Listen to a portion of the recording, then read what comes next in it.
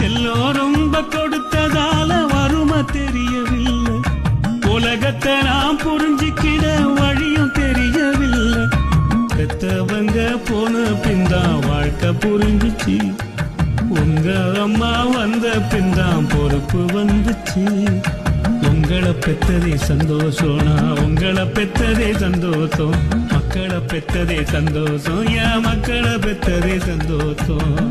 ஒரே ஒரு ஊருக்குள்ளே ஒரே ஒரு அம்மா அப்பா.